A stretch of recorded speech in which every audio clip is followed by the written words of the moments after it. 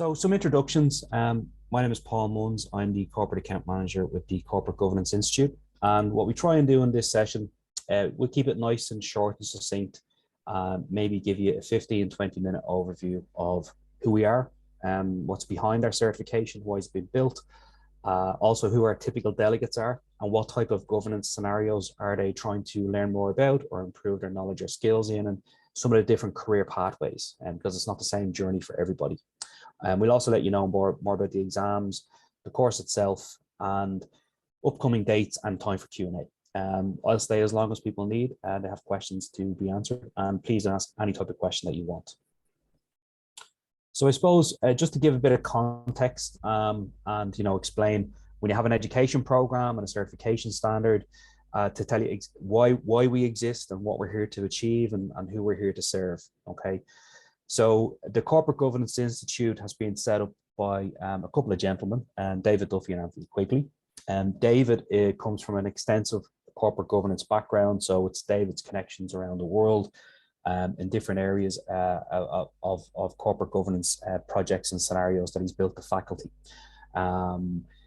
So really what we're trying to do, as you can imagine, being on a board, being an executive or a non-exec director, it's a lofty position, and there's a lot more analysis around the world and transparency and focus around the world as to who's on a board.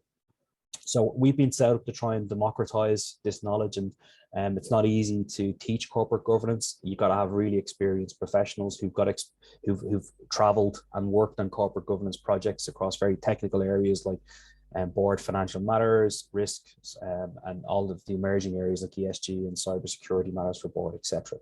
So we're just trying to democratize the knowledge and through a syllabus, define and codify what it means to be a director and what does good governance look like. What is a good corporate governance system that can robustly stand up to scrutiny in any part of the world. So we've developed a code of practice for any current or aspiring directors around what it means to be a director, but also what does good governance look like. When you're doing some research into a certification or an education product, it's always good to look under the bonnet of the organization and see how it's built, what's the engine, how is the education program built, who's behind it, who backs it, etc. So it's really important. And we'll be very transparent with information, and we can send you via email if you request it, okay? But it's important. We want everyone who comes onto this program to be fully reassured that we are who we say we are, and we have all of the necessary paperwork in place. So I'm just going to add my colleague Fergal O'Neill to the panel here. You're welcome, Fergal. So as I said, our co-founders are David Duffy and Anthony Quigley. David is the corporate governance expert. He's our CEO. It's David who's built our faculty and is our program leader. Our faculty, you'll see here and on our website, and they're a collection of men and women from different parts of the world who specialize and practice in different areas of corporate governance, the majority of whom are either C-level leaders or they're practicing executive or non-exec directors who sit on multiple boards and have responsibilities on those boards across the topics that they teach in our program. So we're very much a robust, practical organization. It's about preparing people practically for what happens around the boardroom table or whatever governance projects you might be involved in. So the faculty is there, it's on our website, you can see who the people are, and they're all practitioners. When you have a program of education and a certification on exams, you have to have some third-party verification and validation. So we use two different entities to provide this validation. From an industry viewpoint, we've set up a governance advisory council. Again, an independent collection of practitioners from different parts of the world who meet twice a year to verify our existing programs, that they're fit for purpose. They're teaching the modern day director what he or she needs to know before they move on to a board, or they're already on a board and want to improve the governance systems, or they want to expand their portfolio of boards that they're on. So the Governance Advisory Council provide the industry validation. But what's very important when you produce a piece of paper, a certification that goes onto someone's resume, and we have a professional diploma in corporate governance, and it's an award from ourselves and Glasgow Caledonian University. So Glasgow Caledonian University's role is they've come in and looked at our syllabus, that it's built in a structured pedagogical way. They've assessed the quality of our trainers, our faculty members. The exams are delivered in a secure format. So they're happy that we've got the quality assurance system in place, and they're happy to issue the award with us, okay? So that's a bit about our authority in the space. So before I go on to the program and some of the delegates, where it probably gets a bit more interesting in terms of maybe trying to see yourself in who's taking our program at the moment. That's our basic core offering, a full diploma in corporate governance, which we'll go into shortly, a secure set of exams of which you produce a piece of paper, a certification, and that prepares you for current or future governance projects that you might want to take on and get involved in. We then have what we call professional membership, which is part of your diploma program and experience and can be continued afterwards, which is really about CPD and staying on top of emerging board issues or situations that might be in play, like ESG or technology, etc. I think someone has the hand up. If you want to ask, I should say, if anyone wants to ask any questions during the session, just pop the question into Q&A or into chat, and I'll pick it up and I'll answer the questions at the end. No problem. Okay. So the diploma overview. So some people on this call today may have already looked at the brochure in great detail. Some may not have. I'll try to meet somewhere in the middle. We won't go exhaustively through each module on the program, but just to try and put it into some context as to what we're trying to teach you and prepare you for whether you're involved in governance projects or moving onto a board or on a board already and want to improve your performance or your prospects. So we start with a good detailed introduction to corporate governance. So we explain where modern corporate governance standards started and how they started and why they started, the different legislation acts that came in different parts of the world. And normally in most territories, due to poor governance creating really extreme financial situations across some industries where it was all linked back to poor governance at board level. Hence, more legislation and regulation came in, and modern day corporate governance was born, and the systems had started to be implemented. So we give you that in the introduction, and we look at some case studies. Then we get into the specialist areas. So we have a different faculty member who will teach each module. We don't just have general practitioners. It's people who stand over each individual module. So they're working in that space or have experience of managing that type of governance project. So we look at governance architecture, where we're trying to let people see what does a good system of governance look like, from the board right down to committees, subsidiary boards, and what that system looks like, and what does good reporting look like. Is everything built the way it should be? This is a really good module, particularly if you're someone considering moving onto a board. You can ask good questions about how the current system of governance is structured in the organization that you might be moving on to. So again, to protect yourself, you can see any board you might be moving on to in the future. Are they well built, well structured? Have they got some established systems of governance in place that you can measure against? We have two sort of parallel modules where it's the company director and the non-exec director. So again, there can be a lot of confusion sometimes in terms of what is the specific role of an executive director versus a non-exec director. So we try to explain that very clearly in two independent modules. And it looks at everything from what are your roles and responsibilities, how do you mitigate personal risk, reputational damage, and a full understanding of what the brief is. The non-exec director module is particularly important for anybody who's looking to transition from an executive full-time position into non-exec directorships over the next few years, and that will be a common pathway for some delegates. In terms of corporate culture, again, the culture is becoming a much bigger topic at board level. It's very current in terms of, you'll see a lot of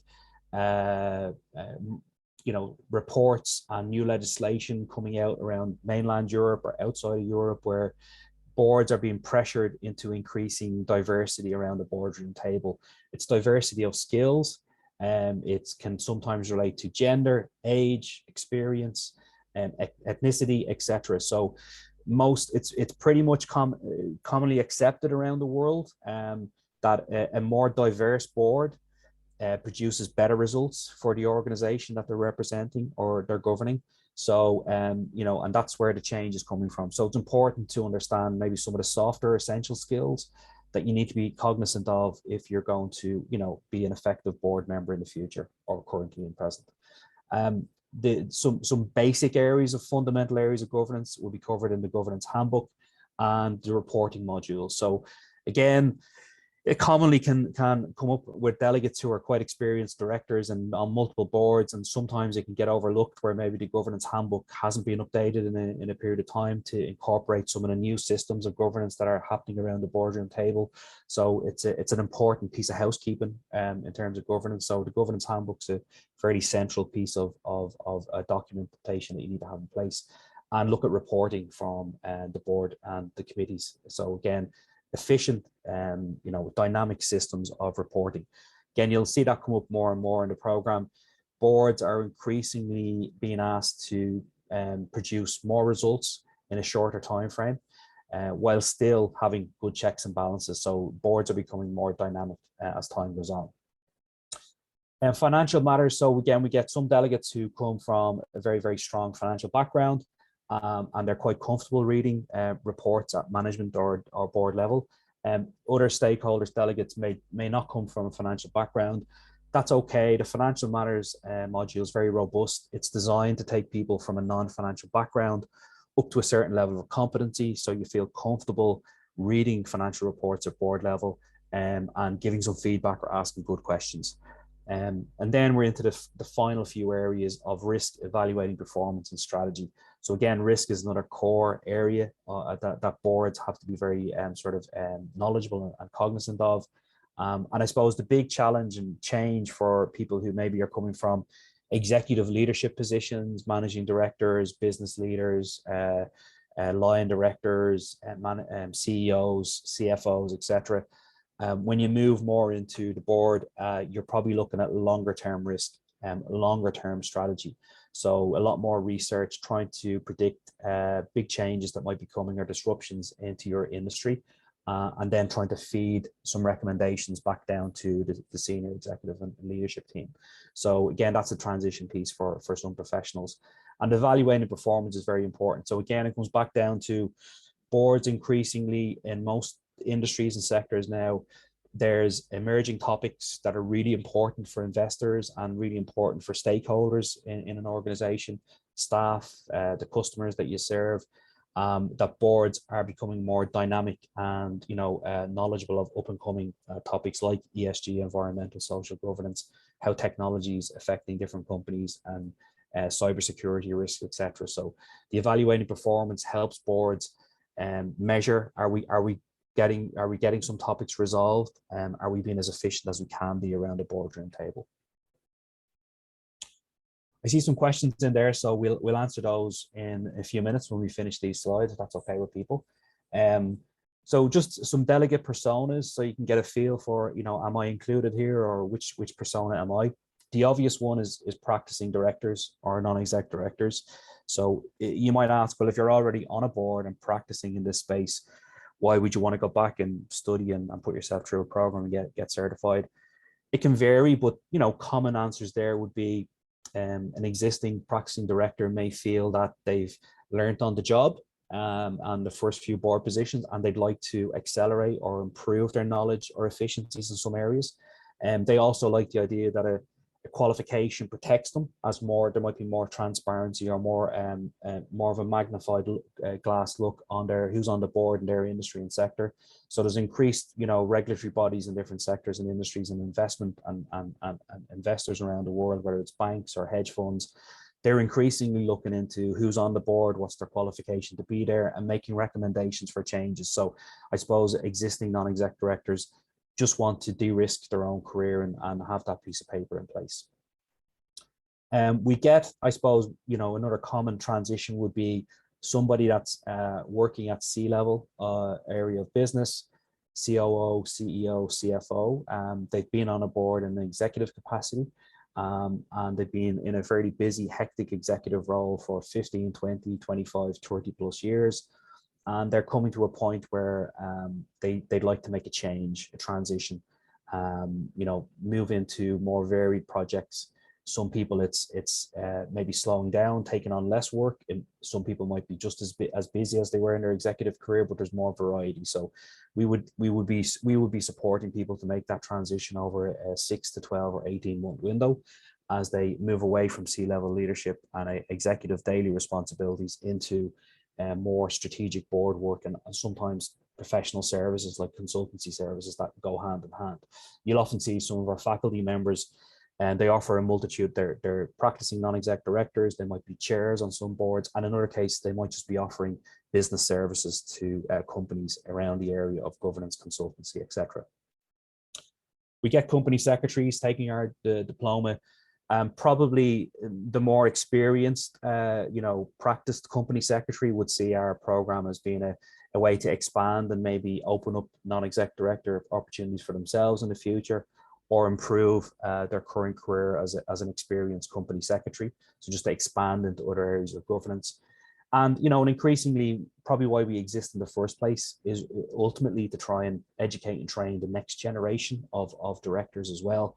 So with some of our corporate clients and just individual delegates, we get people who are maybe have a longer path before they decide to go onto a board, but they have a role in an organization, a responsible position, which interlinks with governance. It could be in the area of finance or risk or compliance, or any area that relates back to governance. We're even seeing in some companies now are setting up ESG departments or sustainable business departments. So people in those areas that are seen as the next generation of board leaders may be taking our program to go up another level in their company or take on more governance projects or responsibilities, and also be preparing and having qualifications if or when they want to move on to a board at some point in the future. So we're coming through just to the last few slides here, and then I'll go through and answer some of those questions for people. So again, just to give people a flavor of the workload, we've tried to build a robust program, which, bearing in mind our average delegate is very busy. They're often managing multiple board positions or a full-time career. So they've got to fit their education and training in around that. So we've pared down, because it is an important topic. There's 33 hours of content on our diploma, and it's available in 3 different formats. A rough sort of gauge or a guesstimation would be, depending on your level of governance experience or exposure, you probably most delegates would want to spend another 20 or 30 hours revising or reading up on some of the topics that were covered on the program, just to solidify their learning. Obviously, if you're a very, very experienced board director, you may have a shorter study time, because you're living this space on a quarterly basis. With our live programs, which we'll show you now shortly, we record every module. So we basically have 3 formats, which I'll go through now after the next slide.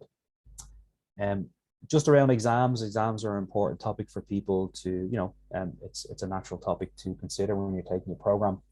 Again, we try and make the exams as professional, but as seamless and as accessible as possible. So there's no written assignments, it's computer-based testing, and you basically have 3 exams to take that cover the whole entire syllabus of the program. Exam 1 is based on module 1 to 5, exam 2 is based on module 6 to 11, and exam 3 is based on the case studies that are taught out during the program. You'll see there, pass is 50%, merit 60%, distinction is 75%. Of delegates who start the program, 95% complete the full program through to final certification. That's very high for a certification standard, well above industry averages.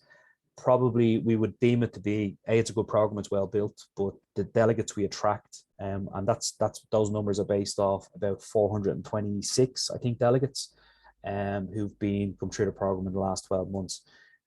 Normally, people who are involved in governance are responsible learners, so they'll start something that they finish. So that probably attributes to the high certification rates. So around course delivery, we have 3 options, and it's all online, and that's part of our accessibility to global business professionals, whatever part of the world you're in. We do live Zoom, which is 11 classes, 1 per week, and they run from 6:30 p.m. to 9:30 p.m. GMT +1 now with the time difference. So we do an intensive 1 week, again, live Zoom, instructor-led bootcamp, where classes run from 9:30 a.m. to 5 p.m. with some breaks in between, obviously. And that's all GMT plus 1 times. We also have a self-paced, interactive, on-demand option where people study the program through audio, video, and different resources flexibly around their own schedule.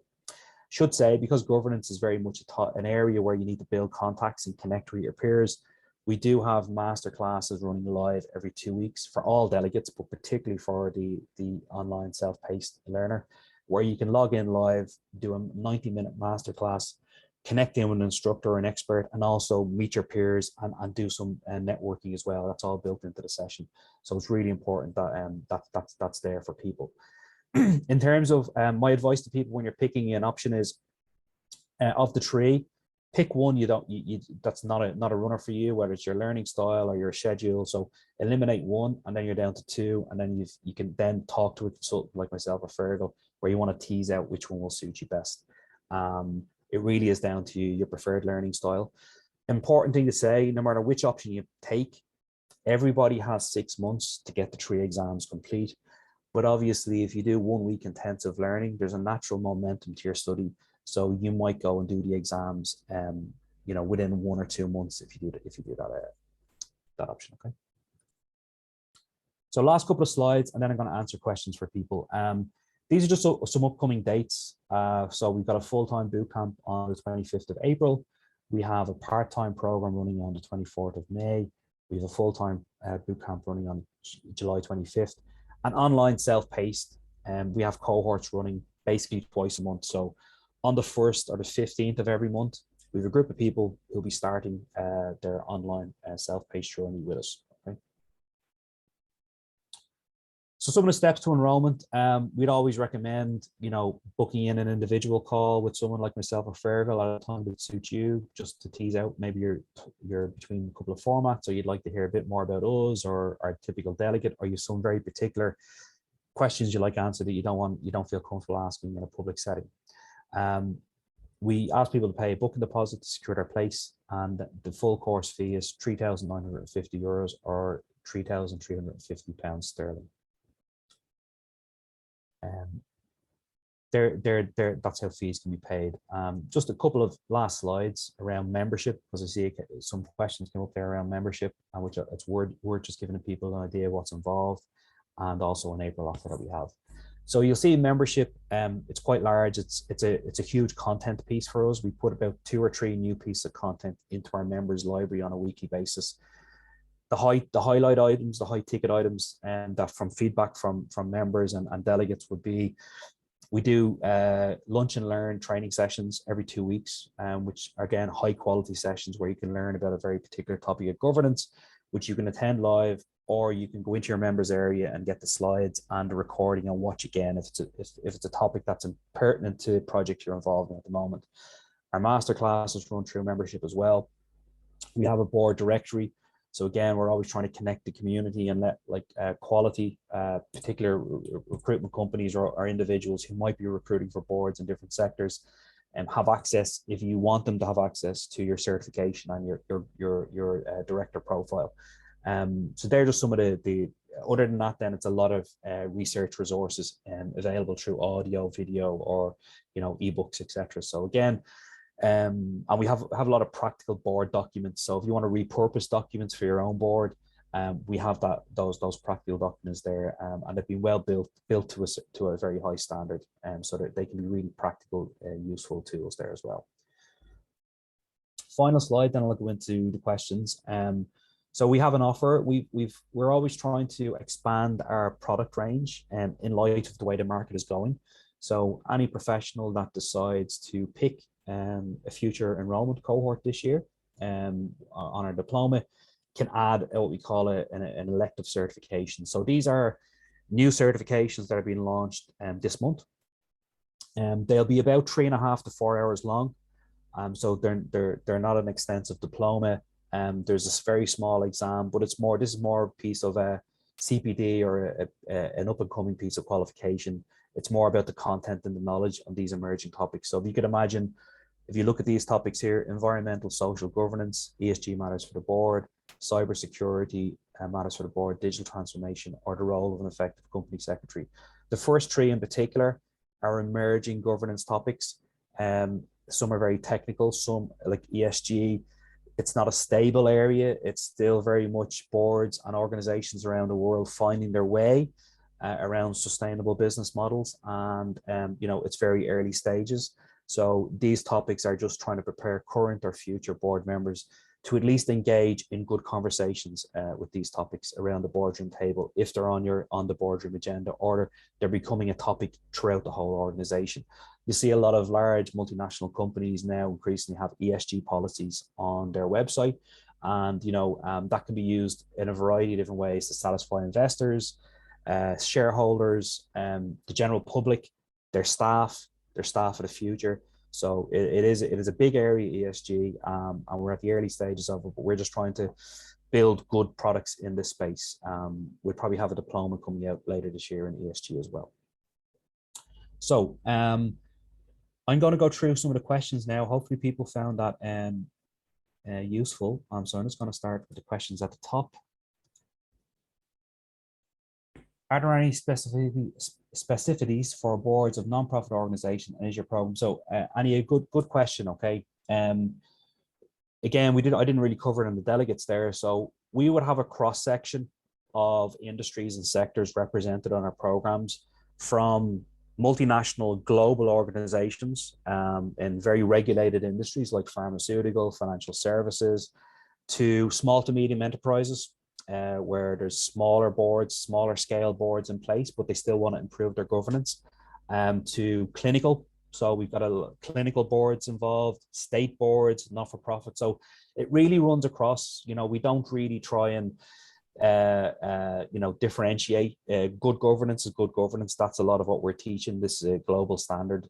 So what happens around the boardroom table, while there can be different regulations and different acts governing certain industries, a lot of corporate governance that we teach is about best practice. To give you a scenario, we've had one company in Finland, a chemical services consultancy business, quite a large business, who have 5 members of their organization taking the program, and they're based in the UK, Finland, India, and Turkey.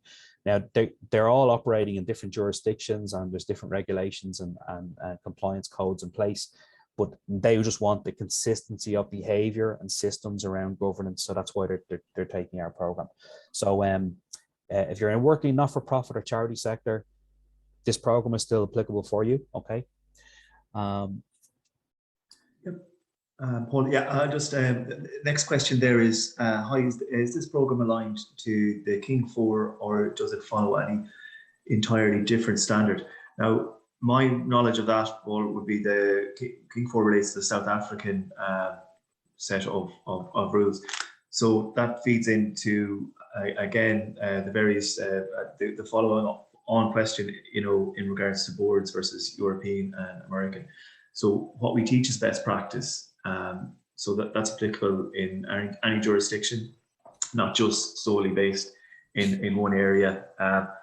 So we will go through the company law in the course, and that course will cover the principles of company law in common law type countries.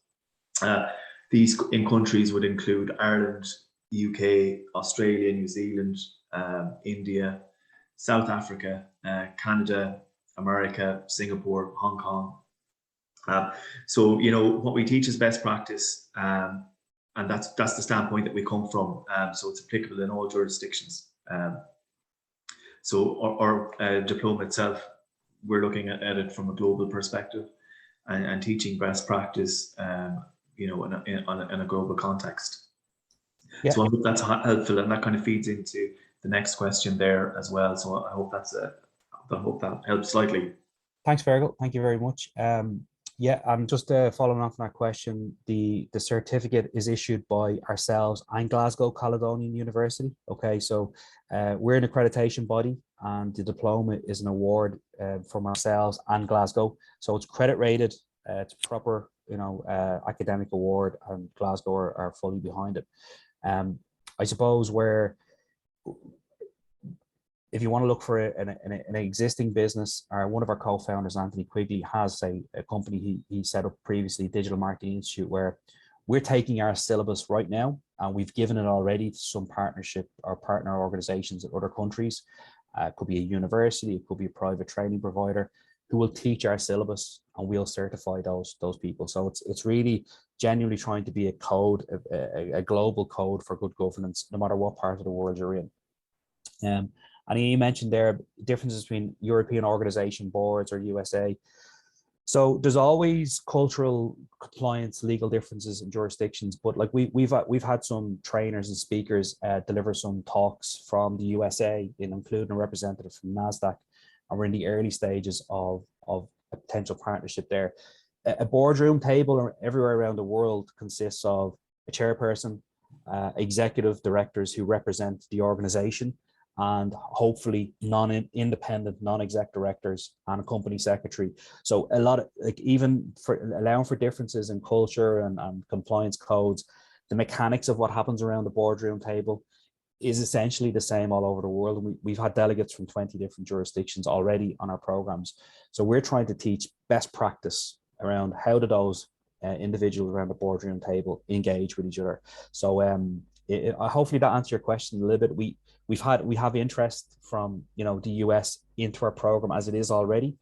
Obviously, as you grow more delegates in different markets, you might produce some specialist content that relates to governance scenarios in that particular country or territory. And the majority of our delegates so far have come from Ireland, the UK, and Europe. Okay, but we have had people in 20 plus jurisdictions, but not in huge numbers. Paul, another question here from Maya. I have extensive experience in South Africa company statutory law, so would this add to my experience? My answer would be definitely it would. Now, we have a lecturer on our faculty there, Sharon Constanson, as well, and she is the chair of the British South African Chamber of Commerce as well. So she'd be able to kind of give you good insight in that regard as well. It would certainly help and bolster your career going forward, certainly. Thanks, Fergal. A very good question from Richard. How do you distinguish between issues and concerns of high-risk, early-stage tech startups and well-established company boards, particularly when venture capital companies, etc., involved? So, very good question, Richard. I suppose I'm going from our faculty as well, who some of our faculty members might be governance advisors or investors in high-risk tech startups where there's not a fully formed board. So why somebody in a tech or a high-risk startup might be taking this program, it's not that they're going to have a fully formed board in the first couple of years of their venture. It's that they even can already start to build some systems of governance that make investors feel safer about their longer term and managing risk. So even though you might not have a fully established board with codes of governance, you might have, you've got the founders of the business, but it's often nice to have somebody in the organization that's can be seen as a governance advisor, that we're setting the ground, the foundations for a board at some point in the future, because it's very hard to take on. It's the message we get back from a lot of SMEs in the UK, where they're at a certain level of business, and the message they're getting back from financial investors, whether it's national banks or international banks or investment funds, is we might like your product and service, but it makes us a bit queasy that you don't have good systems of governance in place, and there's not even like one independent non-exec director just there to offer an independent voice. And it's all about reducing risk, and so that's where the difference would be. In a high-risk startup, someone taking this program might be using the program to be a governance advisor, whether they work in the organization or they're providing some consultancy services, and they might be the person who helps them build a governance system over the next few years, and then start appointing people to the board at a time that's right in the life cycle of the business. It can vary, but generally it's maybe 2 or 3 years in, because governance, in a startup, it's all about proof of concept and getting revenue in and building a market. Governance is more about the long-term stability and future of your organization and the sustainability of your model. So it doesn't need to be there right at the very beginning, but it's an independent question for each business, and normally it comes from reassuring investors that they have some checks and balances that protects the investors' money. Okay, so I hope that helps with that question. Absolutely, Paul. And I suppose another thing to mention then, if that startup was to be acquired, certainly that they'll have to do their due diligence and research into the company and see if the governance is up to speed, and that could be the downfall of acquiring a business as well. Yeah, and just one question on professional membership. So membership renewal is €345 per annum. So that's where people can perform and complete some CPD activities. As I said, it's quite an extensive range of resources. Feedback from delegates would be that you use membership for the specific pieces of governance content that relate to projects that you're involved in at the moment. So for some people, they might be involved in the emerging topics for boards as a project, or they come from that type of background, so they hone in on the ESG content in membership. Other people might have a different role or responsibility in the governance ecosystem. So membership is just trying to cover as many bases as possible and give people it's feedback from our faculty would be being on a board is rewarding. There's probably better benefits in a lot of sectors because there's more acknowledgement that the role of directors and non-exec directors is very important. But there's more responsibility as well. So there is more pressure being on a board. There's a lot more subjects that you have to cover, and increasingly, on a board directors, you'll be taken out of your comfort zone by some of these very disruptive areas that nobody can really predict what impact they're going to have on industries and sectors over the next 5 or 10 years. So really all we're trying to do is give people a nice solid way to continually protect themselves as best they can against these disruptions that we don't know how impactful they're going to be on individuals, board positions or careers or sectors or industries. So that's where membership comes in. It's just another layer of insurance and de-risking in this space. So hopefully we just coming up on 38 minutes there. Myself and Fergal are happy to stay on for a few more minutes if people have any more questions. We'll record this. We've recorded this session and we will share with everyone who attended or who registered. Hopefully we answered all your questions. If any more questions, please pop them in and we stay for another couple of minutes. Well, thanks everyone for attending today. Appreciate your time.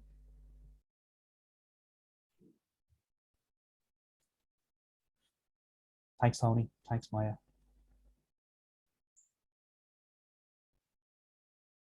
Thanks, Marcella.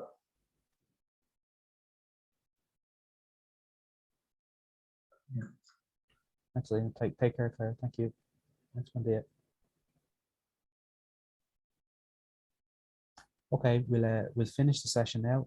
Thanks to everyone who attended, and hopefully we'll speak to you again soon. Just as a final, please feel free to book in an individual call as well if you want to, myself or Fred. Okay, so take care, everyone. Bye bye.